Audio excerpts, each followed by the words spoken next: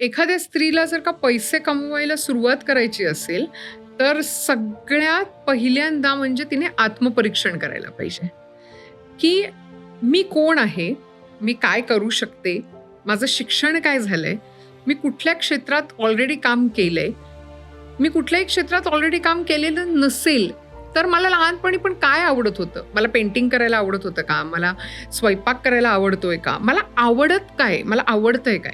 Dance करायला आवडतोय का? कुठलं तरी स्किल. मग त्याच्यामध्ये ती स्किल सेट ही 100% नेण्याचा प्रयत्न करणे. म्हणजे ते स्किल जे आहे ते शिकण्याचा प्रयत्न तिने केला पाहिजे.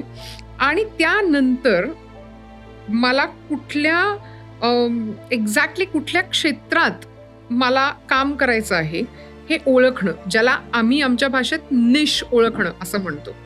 जर का तिला तिची निश मिळाली आणि त्यानंतर तिने तिची निश वापरून कुठल्याही व्यक्तीचा जर का एक प्रॉब्लेम ती सॉल्व्ह करू शकली, एखादं प्रॉडक्ट बनवून असेल किंवा एखादी सर्व्हिस क्रिएट करून असेल, तर ती 101% पैसे कमवू शकते.